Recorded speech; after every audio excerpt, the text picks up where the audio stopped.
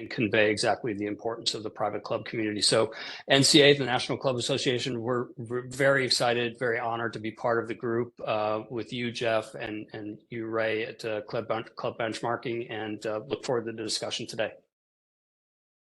Thanks so much, Joe. We want to get into the numbers, so let me turn it over to Ray and Brian from Club Benchmarking to bring us through the data. Thank you, Jeff. Thanks, Joe. Yeah, so we had a pretty big team work through this process. It took much of the year. We, as Jeff and Joe have said, we're very happy with the process. And as they've said also, we feel like we built a framework that can be applied going forward. We have Sojung Lee was the coordinator of the academic powerhouse that we brought to the table, which includes So-Young Park. Sojung is out of the country for the holidays. So-Young Park is with us today, and she's going to talk to some of the data that we have. And we also worked with Jin-Won Kim from the University of Florida. He's a real estate guru, and we didn't get it all put together in this cycle, but maybe in a future cycle, we're trying to relate real estate to the club industry as well. Brian and I will tag team through some of this market data. Now, there's really two sets of data here. And, we know we have a lot of managers, which is great because we all make our living in this industry. So, I think curiosity is a great thing, and we should all be interested in the industry that we make our living in. But there's two facets, I would say, to the data. This is a little bit of a sandwich. The entry and the exit are going to be really pertinent and I think of great interest. In the middle of the sandwich, there's a lot of repetitive data because we're looking at regional things through the same lens. So I won't dwell too much in the middle of the sandwich, but we'll put a lot of time on the front end.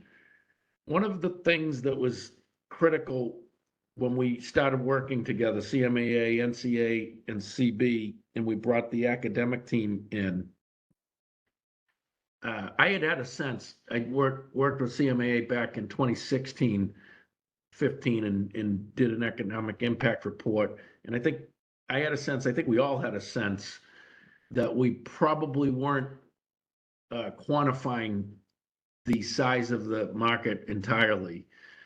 And that intersected with something that we've been doing at CB, which is we were trying to define what we think is the universe. So we're trying to define what we call a master market list, which is a list of all the private, includes some semi-private, but we're talking of it as the private club market in both the US and Canada. Obviously, this is specific to the US. This is a United States economic impact report. But the first foundation, that first layer of the foundation to make this framework scalable and applicable as we move forward, doing this hopefully with regularity, is to really nail down where are the clubs and how many are there. So we put a lot of effort into that as the first step in the process. And I'm going to ask Brian LeBlue, who's one of the team members at CB, who's very integral member of our data, what we call a knowledge center team, data team. Brian's going to talk a little bit about how we developed a database that contains 5,659 clubs. And we did the work to know in this report, we just made a decision that we would only count the economic impact of report of clubs that had more than $1 million of revenue. There's a lot of particularly yacht clubs that are small volunteer-led clubs where there's really no payroll. The dues are $100 or $200 a year. So we didn't really think that was appropriate, and it wasn't going to move the needle anyway in the market. So Brian, if you would please just take a couple of minutes and talk through how we, basically sliced and diced what we had in our database to confirm that we have a market of 3,887 clubs over $1 million of revenue. Yeah, thanks, Greg. Good morning, good afternoon, everybody. So the first question that we had was, what's the size of the market? And I know that's a question that a lot of people have had over the years. And so what we did at CB was we looked, our development team has been able to directly tie into the IRS database. And once a month, the IRS updates all their 990s for nonprofit clubs. So from that, we were able to download all the clubs within the industry and combine that with our own, our own club benchmarking database. And we determined that we had 5,659 clubs that represented the private club industry. Now, of that, we were able to find a little over 4,000 clubs that had listed revenue. So with the math, there's about 1,500 clubs that we didn't have revenue listed for. So we were trying to figure out what's the size of the market. Now, because of that, we had a little over 2,800 clubs with revenue over $1 million. So based on that proportion, we were then able to determine that the approximate size of the master market list is 3,887 clubs. It was all extrapolation, and when we took the data from the IRS, we took our own data, but we supplemented it with NCA's database and CMAA's database. And so altogether, we had the ability to kind of check all of the data, and every database contributed some clubs that other database may have missed. And that process that Brian just explained is really an extrapolation process, which some of this work, or much of this work, relies on the concept of extrapolation, which So Young can address too. So for those who are in the audience, who are in the market, managers, people that make their living in the market, I think the bold takeaway message from this part of the effort was there's about 3,900 clubs in the United States that we have a name and an address for that we believe have more than $1 million of revenue. I just want to make one point, Brian, as well, please, which just dawned on me. We've been practicing a little before, and I forgot it in the practice. But as everyone knows, we believe the industry embraces the best practice of separating the capital ledger and the operating ledger. And to make this apples to apples with other industry studies, let's say for-profit, even public company industries, when we speak of revenue today and in this report, we're only talking about the operating revenue. We aren't including the capital income that comes in as well, because we think of that more as an equity infusion, which it is. It does have a downstream economic impact, but not at the same rate that the actual operating activity does. So we just decided we're going to focus only on the operating revenue. And in the report, if you get the report, you will see that we do note how much capital income is derived as well. But I just want to make that point. When we do work, when we first started, and I remember when I first started studying the industry, it didn't take long, and I think anyone in the industry probably has a sense of this, to kind of decipher that there's some real natural segments in the marketplace which we see here. And this is not every natural segmentation. It's those that are very appropriate, I think, for an economic impact study. The biggest segmentation, in my view, is the clubs with golf or without golf, which, it didn't take long to figure out. It's about 80-20, the most recent data you can see here. And then we also had to go through a detailed and diligent process in terms of how we figured out the ownership structure and whatnot. And I'll leave that to Brian to explain, please. Thanks, Gary. So after we looked at the clubs and we found that we had roughly 5,600 clubs, of that total, 77% of them had an EIN listed. So from that, we did know that those 77% represented the member-owned tax-exempt clubs. The 13% and 10% disparity for the member-owned taxable and the for-profit third party came from the CB database, and that is represented within our database. And we're pretty confident. I did do, when we were finishing up the report, Brian and I put a little time into looking at the companies that own clubs, let's say Invited, or other companies that names of like that. And we did a pretty detailed assessment. At first, I was thinking the for-profit third-party owned might be a little light or low, but I think after a deep dive, we concluded it's pretty close to what we think could be right on. So we're pretty confident in this data. And if you looked at the CMAA membership, it pretty much mirrors what you see here. So that's another data point to substantiate what we've done. Okay, I'm going to address this slide, and then on the next slide, we'll give you some more detail, and So Young is going to help explain some things. But there are different types of economic impact. I think anyone who's gone through college, even high school level macroeconomic course has heard of the concept of the multiplier. If one person spends $1 at a candy store, the candy store owner has $1 to spend somewhere else.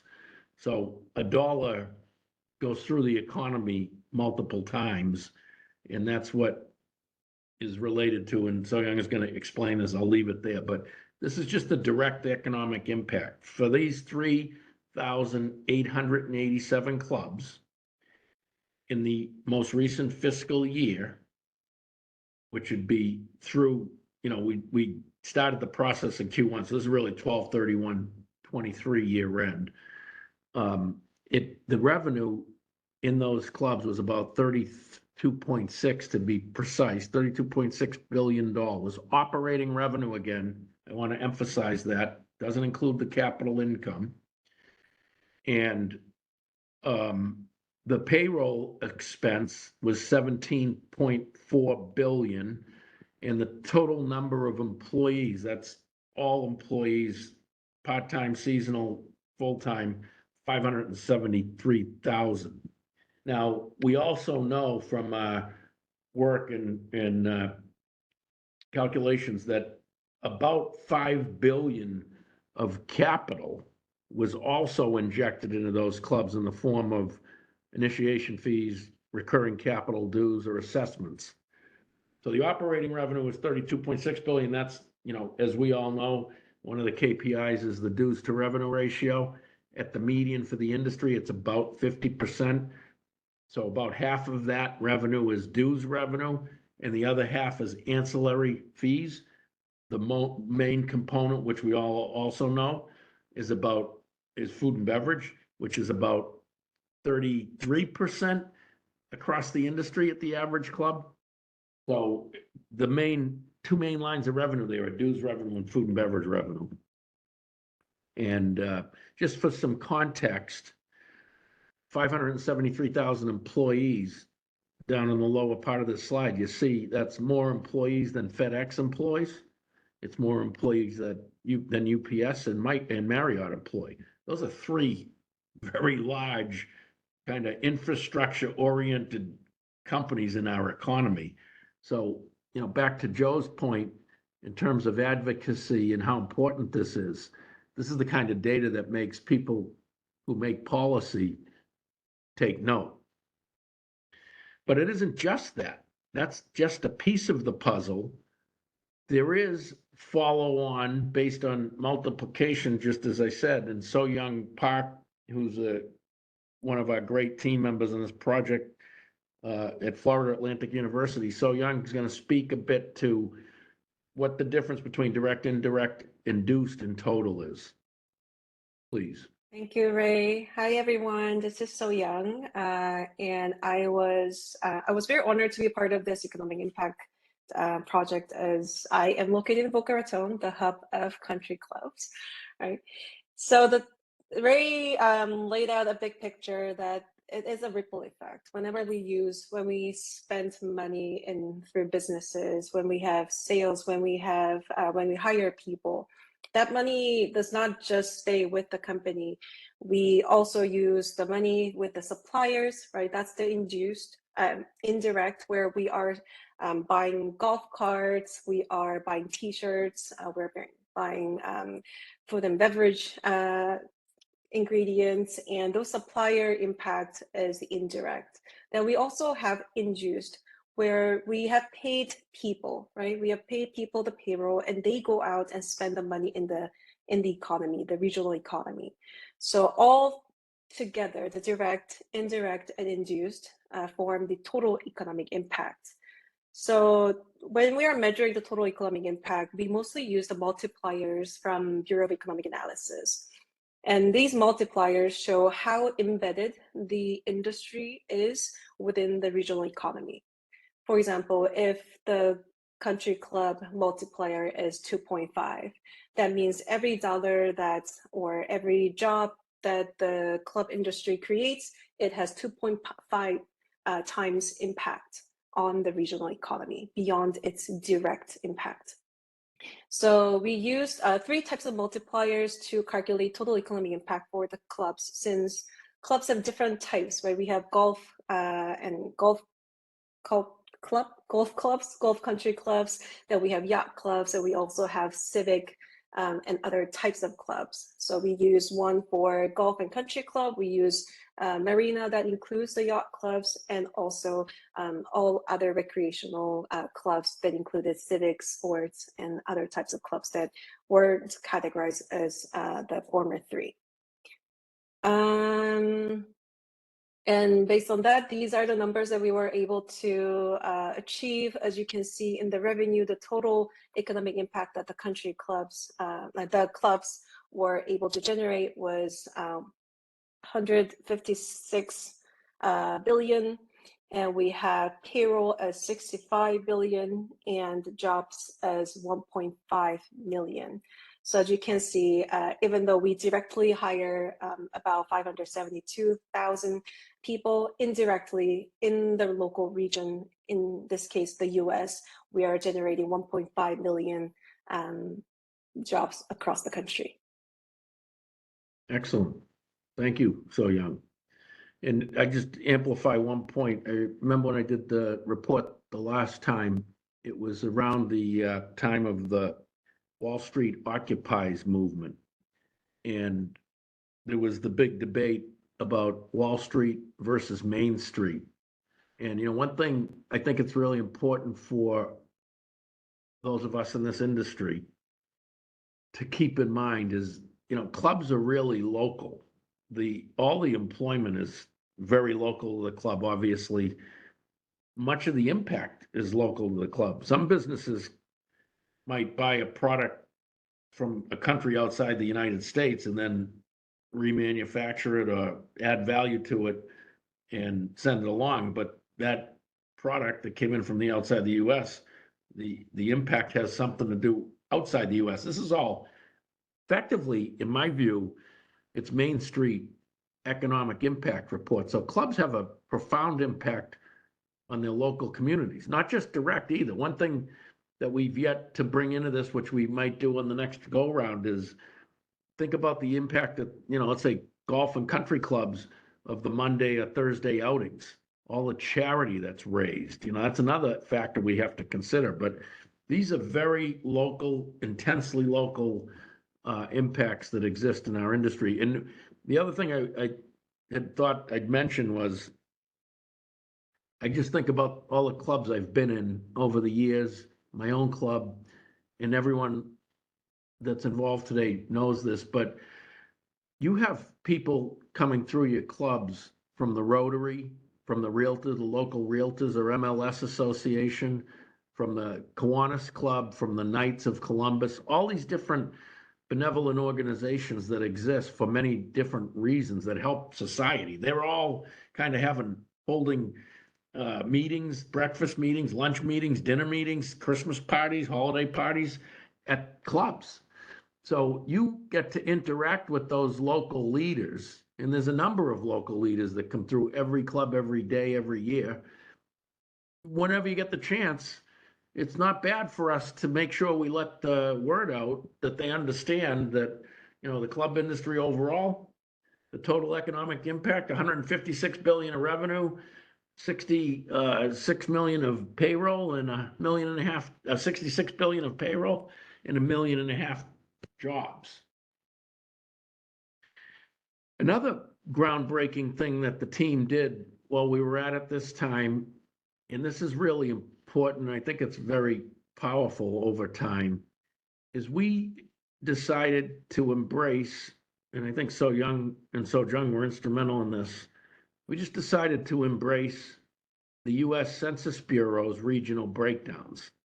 So the U.S. Census Bureau has 4 regions: the Northeast, the Midwest, the South, and the West. And each of those regions, but for one, has what's called a division. 3 of them have 2 divisions, and the South has 3 divisions. So altogether, there's 9 divisions. And that 9 division, that segmentation, which you see on the map here, and you can see the states associated with each division, that's pretty granular breakdown. And obviously, the Census Bureau has thought long and hard about why they created that. And we just decided, why swim upstream? Let's just embrace that. And so this is something that I think is a framework that will also propagate over time. And I do think that one of the steps we're going to take now, certainly at CB, I think, all 3 organizations, NCA, CMAA, and CB, is to fit the different chapters, the breakdowns of the chapters within these divisions. So there'll be a way to kind of tie it all together. But when we get to the end of the last segment of the webinar, there's a lot that we can decipher because of this breakdown that we did that wasn't too difficult, because the Census Bureau keeps such great data on population and trends like that by division. So that was the first layer of the sandwich. That was all interesting and different. Now we're in the middle part, and what we're going to do is look quickly. I'm not going to dwell on this too long. It would put everyone on the webinar to sleep. But there's four regions, and we're going to go through each region. They're sorted based on their revenue impact. So the South region, which includes the South Atlantic, the East South Central, and the West South Central, that's a mouthful, comprises 43% of the direct revenue across the industry. So it's the largest segment in terms of revenue. In the report, which you'll all have the ability to read the report, we highlighted some key metrics: the revenue per club on average, the payroll per head, the payroll per full-time equivalent. We can get the median income in that region from the U.S. Census Bureau and the Bureau of Labor Statistics. That's the point I made earlier. And then we can do a ratio of the payroll per FTE to the median income in the region, which means not only are we providing jobs in the industry, we're providing jobs that provide income at greater than the median income. So they're nice jobs as well. So very important data.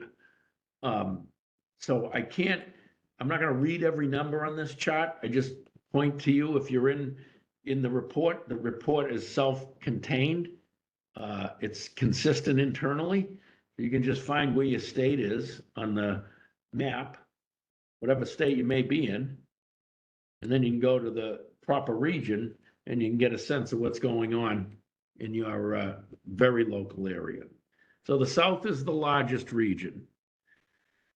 And this is the quantification of the indirect, the direct, indirect, and induced, and then the total for each of the regions. And this all ties together, and that's really due to the great work that the academic team did. I want to mention So Jung and So Young. So Jung, as I said earlier, isn't on the webinar because she's out of the country for the holidays, but So Young was deeply involved, in fact, ran. I'm not going to get into all the details of how the data all comes to be, but we did a lot of simulations and extrapolations, and So Young did all of that in a really tremendous way, in an expeditious way. It's pretty technical, as you could imagine, but it's just, as you could expect, it's statistics, right? If we know, if we have a population of 3,887 clubs, and with the club benchmarking data, we've got data on 1,000 or 1,100 of them, we can extract, and with the IRS data combined, about 3,000, we can extrapolate onto the rest, and that's what we did. The Northeast is the second largest region in terms of revenue. 23% of the revenue we estimate is generated in the Northeast. And same story here. The ratio of the payroll per FTE in the Northeast to the median income in the Northeast is above 1. Again, critical point, because that's above average paying job. And then you can dig into this if you're in New England. It's again, this is a pattern, obviously. This is the direct, indirect, and induced, and then the total economic impact. A lot of times, NCA in its advocacy, CMAA in its advocacy, even CB would get calls now from reporters, business reporters, economics reporters. Obviously, in terms of lobbying, you don't lobby Congress all at once, you lobby Congress people one at a time, and they have an intense interest in their own geographic region from which they come. And so this data can be used in that process. And you can scrutinize this data so that if you have the head of the Rotary coming into the club for their monthly breakfast, you might go through some of this with them, or at least send it to them so we can get the word out as a team in the industry so people understand what's going on. The third largest region is the West. There's about 20% of the revenue estimated coming from the West. And the clubs in the West are rather large. I didn't note that in the Northeast, you can see the clubs are a little bit smaller. That makes a lot of sense to me, certainly. I think we discussed it as a team. That makes sense. The clubs, California is obviously going to be a big part of the West. Pretty large clubs generally, relatively high dues, relatively higher member counts. That adds up to a larger club.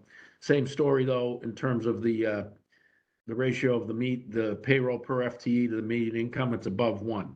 Again, same deal, helping the median across the country. And then finally, the Midwest, which is the smallest segment at 15% of the revenue.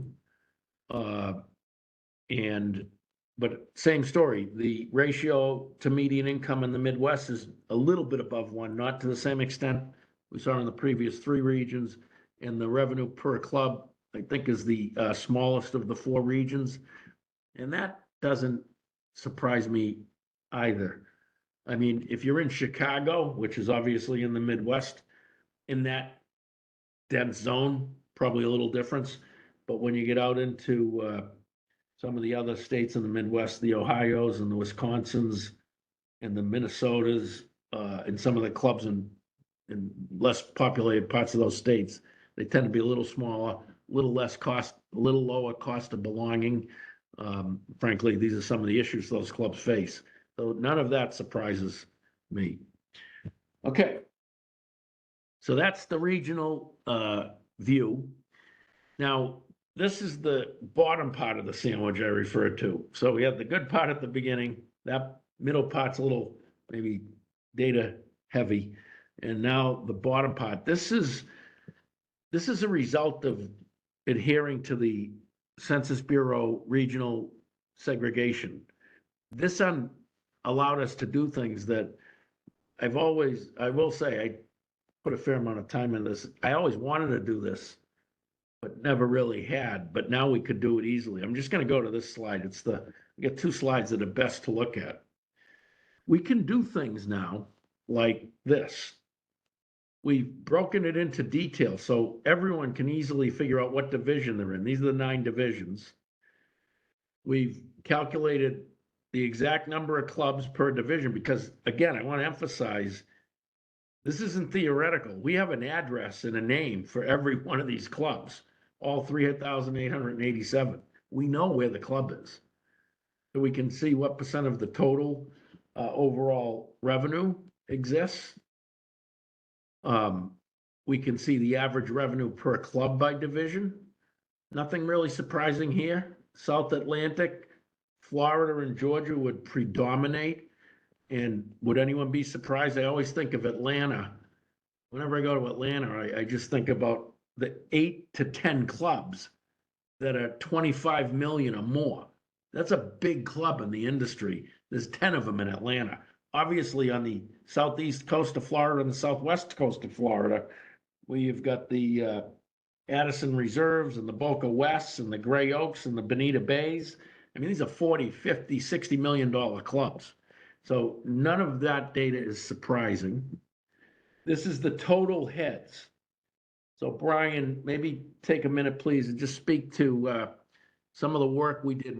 What data we used to combine to get the number of people employed. Yeah, absolutely. So these numbers came directly from the 990s that the CB development team has been able to download from the IRS database. So these numbers represent all the W-2s that each club submitted for each fiscal year. And so we get we know when you look at a tax return, they tell you how many W-2s, as Brian said, and then we have some data in terms of full-time equivalents and total peak head count. We gather that, so we can use that to extrapolate what we have here, which we did. And then we can get an average payroll, that's per head. And then an average payroll per FTE. And the way that we got to the FTEs, Brian, I was just looking at this. We have a substantial amount of data. We've got data from over 800 clubs that tells us what the club's peak employee count was and what the full-time equivalent count is. So we can do a ratio of full-time equivalents to peak employee count.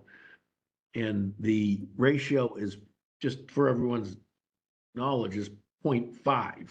I believe the 25th percentile is 0.4 and the 75th percentile is 0.6. So it's a pretty tight range. So we just used the FTE to total heads as a 2-to-1. So you'll notice that the payroll is double because there's half as many FTEs. So this is really just double what you see for per head. And we can get the average revenue at the club per head, the estimated FTEs, and then finally the average revenue per full-time equivalent. I just speak to this for a minute because this is data now that is tying the economic impact back to kind of operational data that's really important, maybe even for board members or finance committee members to understand. But the reason we could do that is because based on the academic suggestion that we use the U.S. Census Bureau divisions and regions, that what enabled this whole thing. It's like puzzle pieces clicking into place. It's really powerful. If you look at our database, the CB database, the average, or not the average, the median revenue per FTE is about $134,000. But that's based on peak employee count and its relationship to full-time equivalent. As Brian noticed, because he's pretty sharp, the number of employees in a club is actually greater than the peak employee count.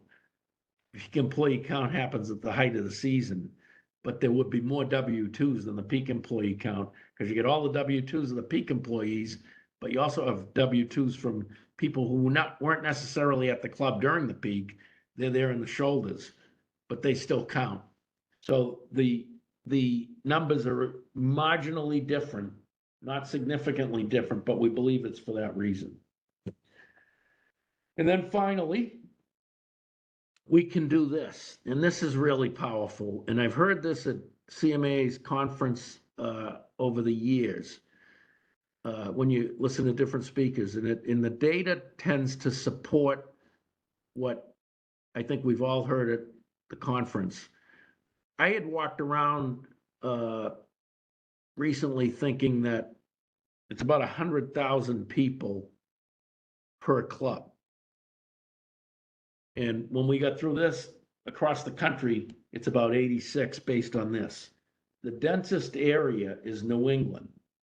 That doesn't surprise me either, because it's the oldest part of the country, and there's things that are different in New England than the rest of the country.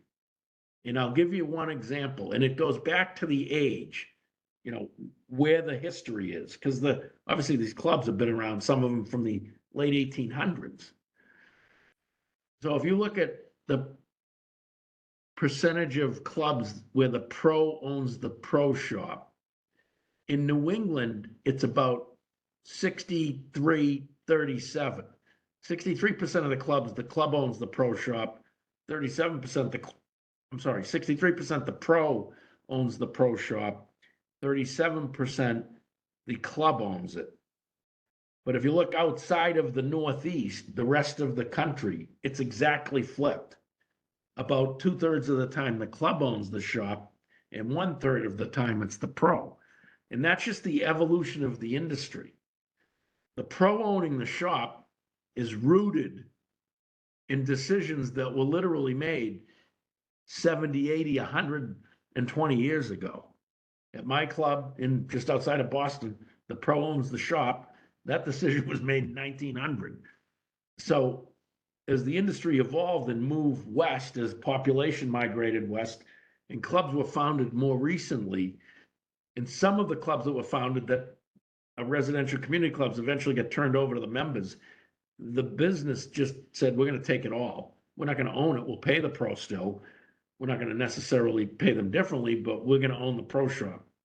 So that history in New England, there's still a lot of small clubs in New England, and they're dotted around the coast. There's a lot of yacht clubs. There's a lot of smaller, older city clubs, et cetera. It doesn't surprise me that the density is so low there. That's the only anomaly that you see really across this. I mean, West, South, Central, which that includes the smaller states, the states, there's 4 states in the West, South, Central: Arkansas, Louisiana, Oklahoma, and Texas. So you see the population per club's a little higher there. Clubs are a little less dense there. That's not totally surprising either to me. So this is just really great information for anyone that has a passionate interest in the industry, or if we make our living in it. This is really kind of powerful data that we've only begun digging into. When we do the next economic impact report, I think we'll put a bunch of effort into this and analyzing this in further detail. So that is the report. There's all sorts of, as you saw, specific data that I'm not going to just sit here and speak to because you'll fall asleep. It's about 1:45 on the East Coast, and we were going to leave some time for discussion or questions and answers. And I think Jeff Morgan is going to help moderate that. And I did see a couple of questions come through the chat. So Jeff, if you want to take it and see if we get any audience, if they're still awake, maybe we'll get some questions. I'm sure they're awake, Ray, and the number has grown of folks attending since you started. So appreciate all that information, and I'm getting side texts from members, and everybody is really keenly interested. If you have questions, please put them in the chat. There's been a couple questions in the chat that I'll throw out at you. The first is, and I doubt that you have any, although you may have a little bit of trend information at CB. You mentioned early on about clubs that are member-owned versus for-profit clubs. And while they were all included, have you seen any shifting of people going from for-profit to nonprofit clubs or vice versa? That's a really good question. I assume by that the question means members transitioning from one to the other. Correct. That's how I took it. Yes. Yep. I can't say, Brian, so young, anyone wants to jump in. I can't think of any specific trend, but I guess what I would think is that one thing that's pretty clear, and I don't want to maybe put this in the context only of the for-profit versus not-for-profit, because I don't want to cast any aspersions on the for-profit. And I'm saying it, highlighting, I'm not trying to say that, but I do know this from the data.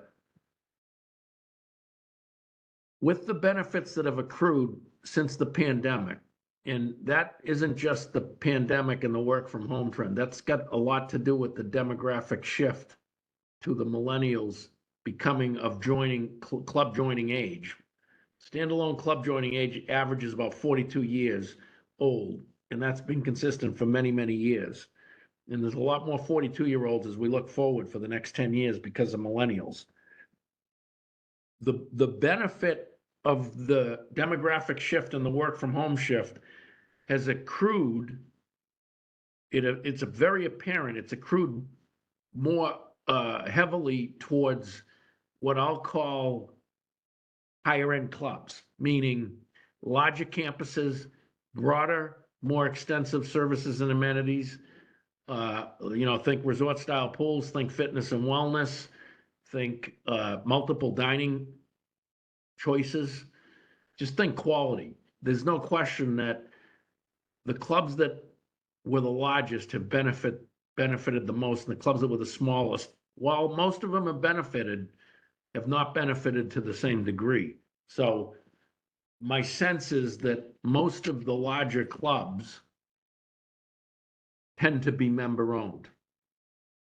And there are some very large privately owned for-profit clubs. I can think of 3 or 4 off the top of my head, owned by, let's say, Invited.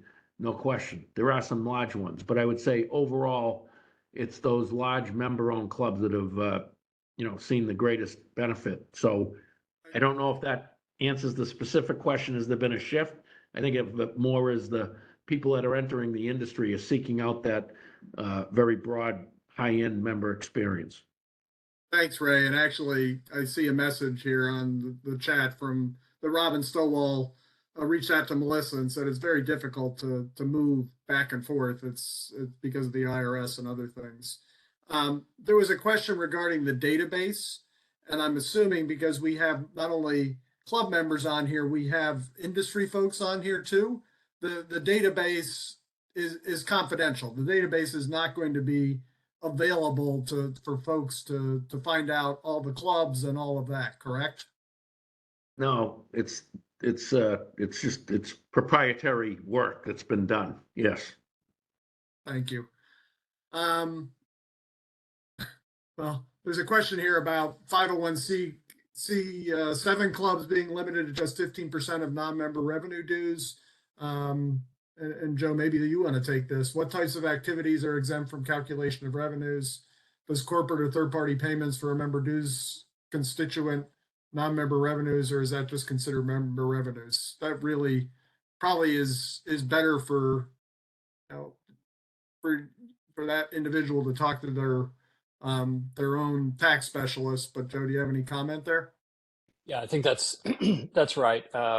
We can offer general sort of guidelines, guideposts from a policy perspective, but when it comes to actual details, down to the specific club level, all these things are very case specific.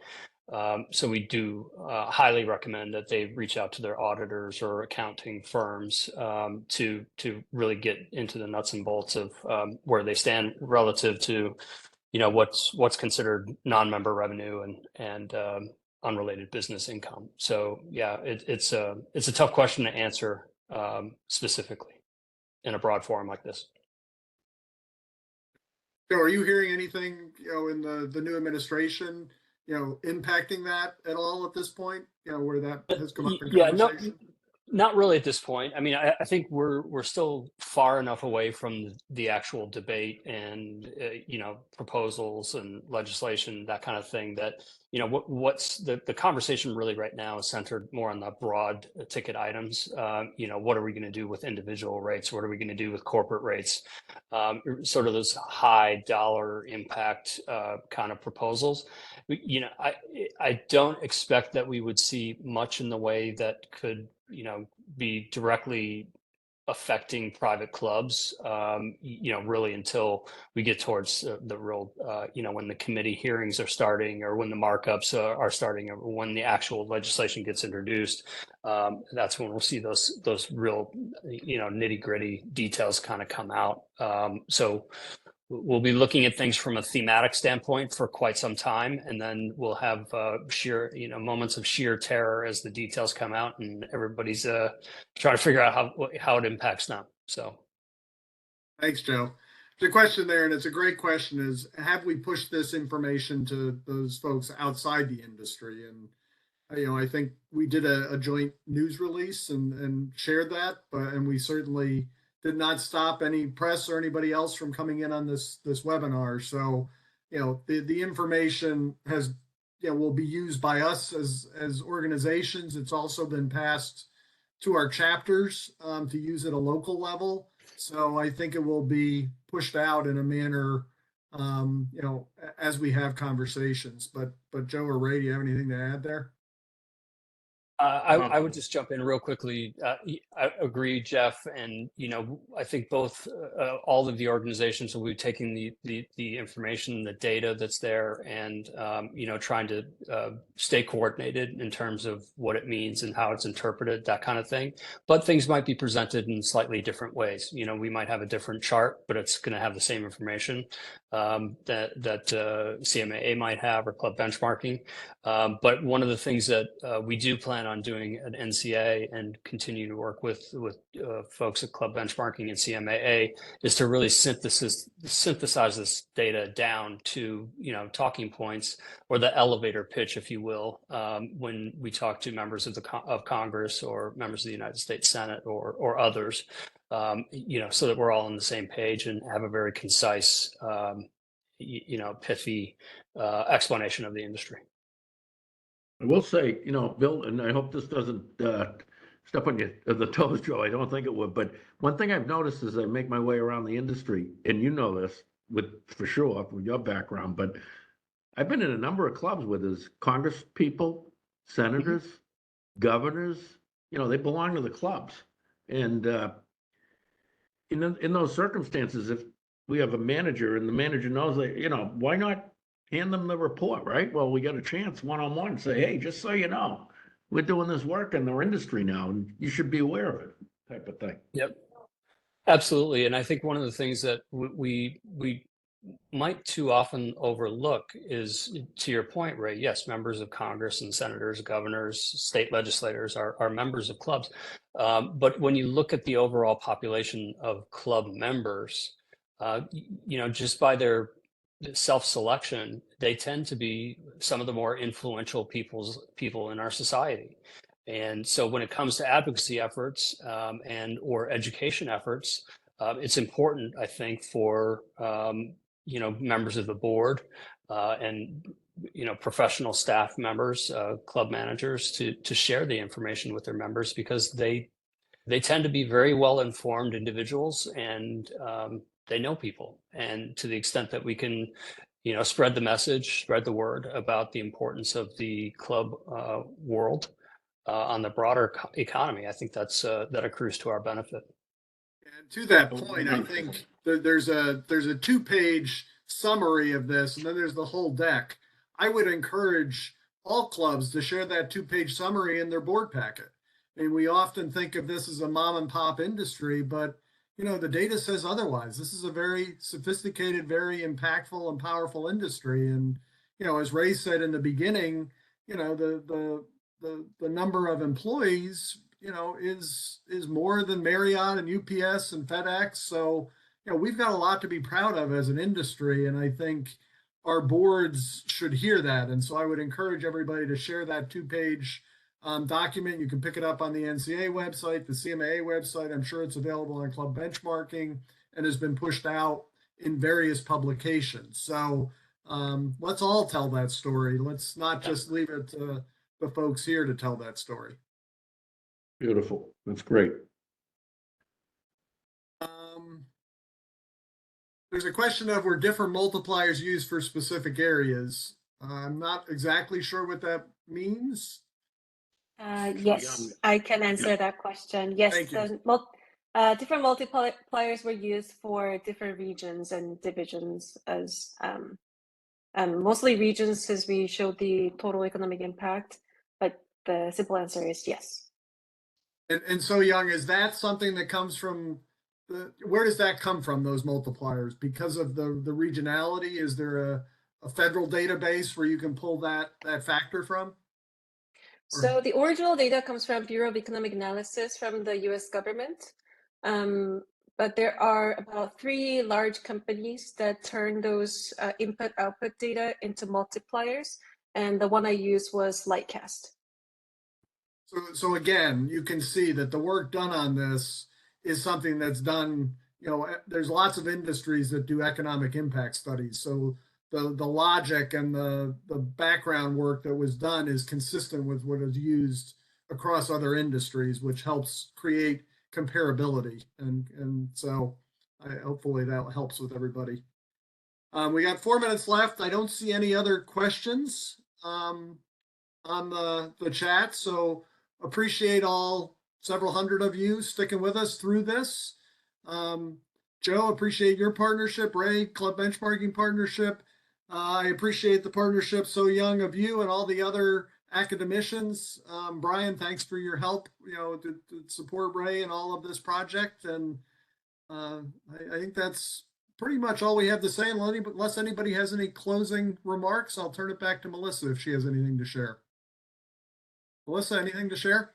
Thank you all. I just have our official conclusion remarks for CMAA webinars, and that's just to thank you all for participating today. This is the next to last webinar for CMAA for the year, but we do have one more coming up this week, so check that out at cmaa.org/webinars. It wraps a very festive full year of webinar offerings for CMAA, and so thank you so much to everyone who's joined us for those. As a reminder, the archive of today's webinar will be available. We'll follow by email directly with each one of you when that is available online. You'll also be redirected to a brief optional 3-question survey, which would be very helpful for future webinars. So on behalf of the CMAA team here in Alexandria, Virginia, thank you so much for joining us. Have a wonderful day and a beautiful holiday season.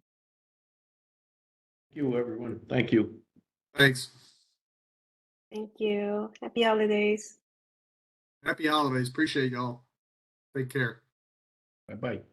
Thanks all.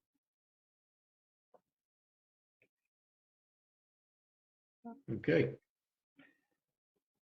We done? We're done.